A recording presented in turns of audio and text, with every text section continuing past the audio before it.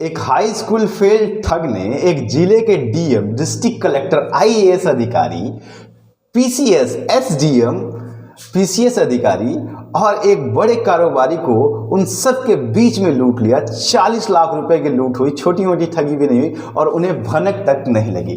नमस्कार, मैं advocate Amit Pandey, high court Uttar Pradesh and also I am faculty at Law House. जैसा कि आप सब जानते हैं कि आजकल कोर्ट जो है वो वर्चुअली चल रही है, तो मैं भी काफ़ी टाइम घर पे रहता हूँ, तो मैंने सोचा कि आप सबको क्राइम की ऐसी ऐसी घटनाएं बताऊं जिससे कि आपका नॉलेज इन्हेंस हो और आप समझे कि ठगी किस किस तरह की होती है। और साथ ही मैं इस चीज़ का भी ख्याल रखूंगा कि इस घटना में जो यूज हुए, जैसे आईपीसी के सेक्शन 420, 467, 468, 469, इनके बारे में भी आपको ज्ञान दूं, जिससे कि मतलब आईपीसी और कोर्ट और एफआईआर के बारे में आपकी समझ बढ़े और कानून की जानकारी भी आपकी बढ़े। तो ये मेरा एक इनिशिएटिव है, अगर आप इसको पसंद करेंगे तो आप मुझे अप्रिशिएट करेंगे तो मैं इसको आगे बढ़ाऊंगा। आज की घटना बहुत ही अच्छी, जैसे आपको सुनने में ही लग रहा है, तो आप सोचिए कि कैसा हो सकता है एक 10वीं फेल ठग जिसने आईएएस अधिकारी तक को ठग लिया। तो आइए आज की घटना पे चलते हैं।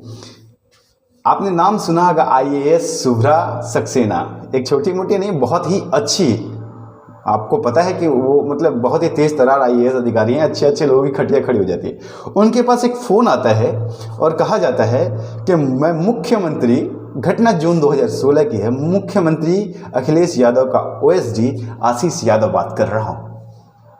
अब चूंकि मुख्यमंत्री के आवाज़ से फ़ोन था, ओएसडी का फ़ोन था, तो यहाँ से कहा गया कि हाँ सर बताएं। उन्होंने कहा कि आपके यहाँ जो मीट कारोबारी हरीफ कुरैशी हैं, नाम बदल रहा हूं क्योंकि काल्पनिक नाम है लेकिन घटना सत्य है, उनका बर्ताव कैसा है, वो कैसे हैं। तो चूंकि ओएसडी ने पूछा था तो जवाब दे रहा, नहीं सर बहुत अच्छे हैं, कोई दिक्कत नहीं है, बहुत सपोर्टिव है। तो उनसे कहा गया कि ठीक है, आप उनसे हमारी बात कराइए। अब ओएसडी का कहना था, तो अब क्या ही कहना था। तुरंत उसी वक्त आईएएस शुभ्रा सक्सेना ने एसडीएम इंदु प्रकाश को फोन कर लिया। इंदु प्रकाश ने जैसे फिर फ़ोन उठाया, उनसे कहा गया कि ओएसडी आशीष यादव जो हैं वो बात करना चाहते हैं मीट कारोबारी हनीफ कुरैशी से, तो आप उनकी बात करा दीजिए, क्योंकि एसडीएम आपको पता है कि लोकल एरिया में ज़्यादा एडमिनिस्ट्रेटिव होते हैं, उनकी पकड़ ज़्यादा होती है उस क्षेत्र में।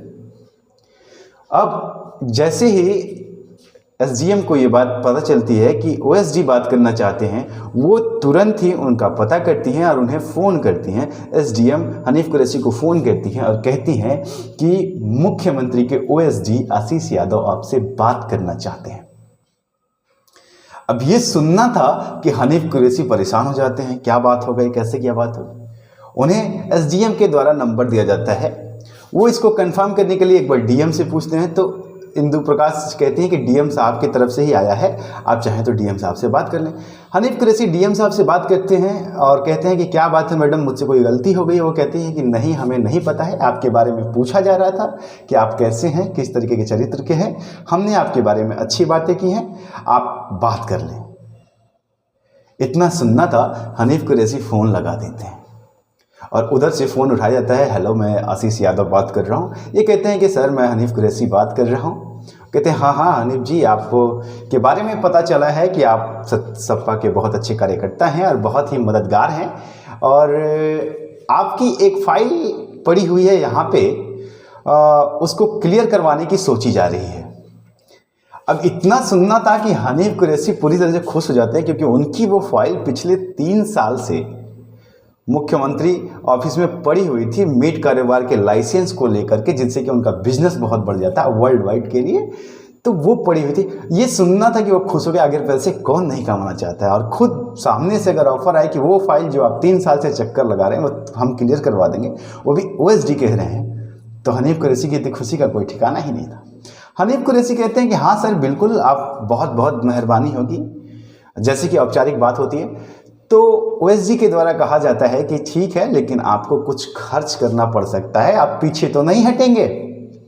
पीछे हटने का सवाल ही कहाँ है साहब, आप बस आदेश कीजिए, जैसे भी होगा। कहा जाता है ठीक है।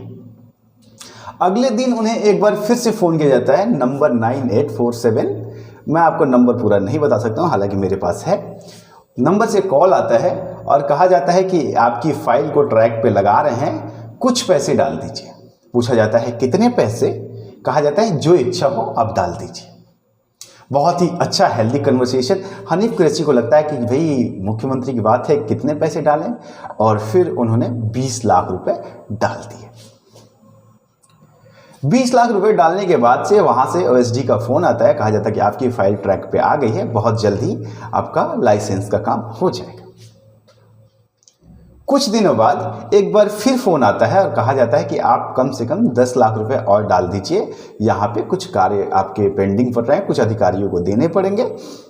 वो शक की कोई बात नहीं थी, डीएम साहब ने बात कराई थी, सीधा सीधा ओएसडी से बात कर रहे थे, पार्टी में मुख्यमंत्री से डायरेक्ट डील हो रही थी। फिर क्या ही कहना था, कुरैशी जी ने फिर 10 लाख रुपए दिए।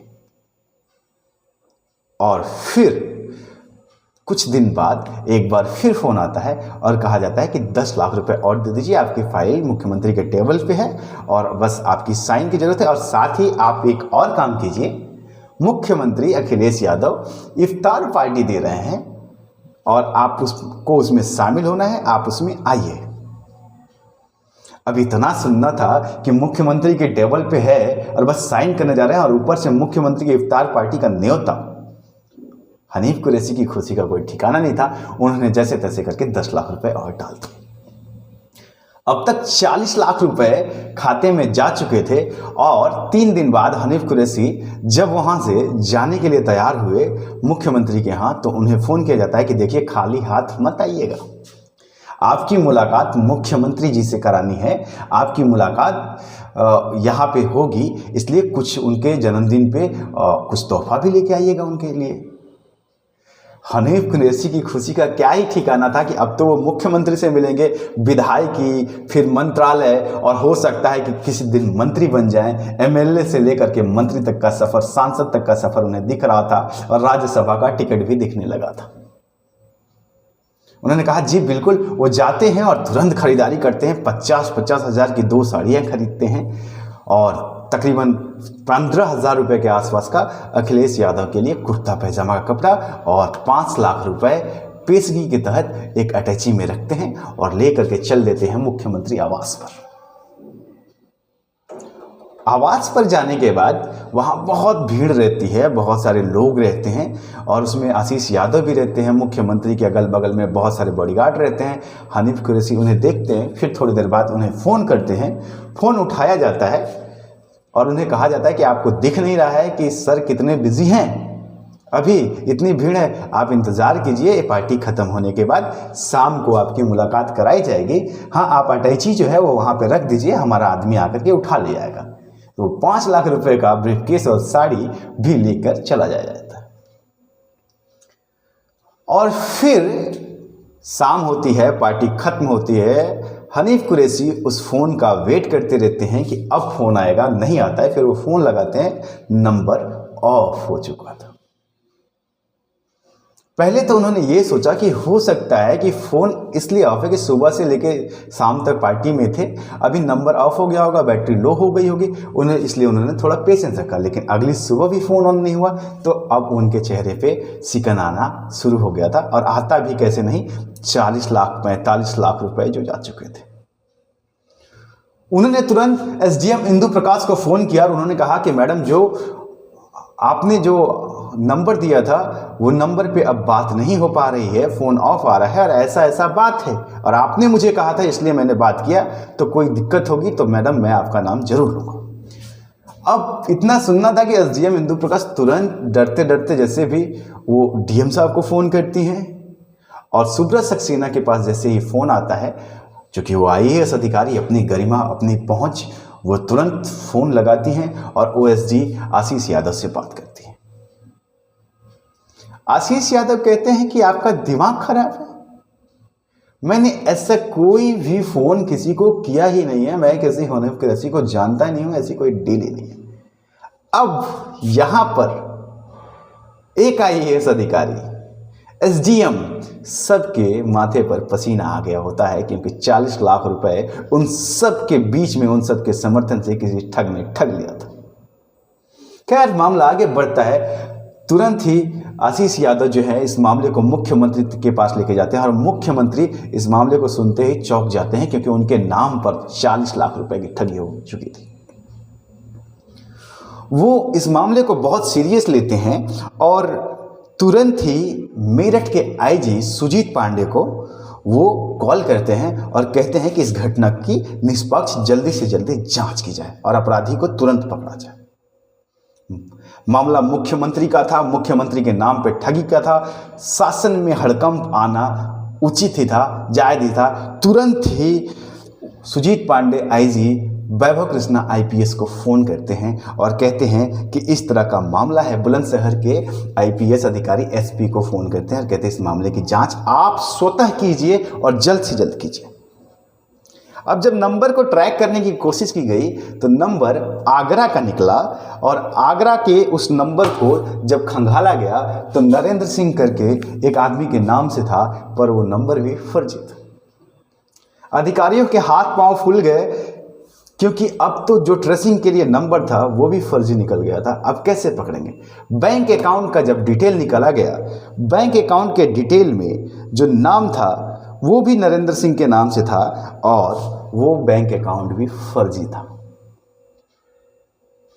बैंक अकाउंट भी फर्जी, मोबाइल नंबर भी फर्जी। इधर से मुख्यमंत्री का दबाव, आईएएस अधिकारी ठगे जा चुके थे, एसडीएम ठगे जा चुके थे। मामला बहुत ही खराब होता जा रहा था। खैर अकाउंट जो था वो आगरा के एसबीआई के मेन ब्रांच का था और जब वहां पर गारंटर, अकाउंट के गारंटर का नाम देखा गया तो वहां से एक नाम निकल कर आया, हरिओम शर्मा।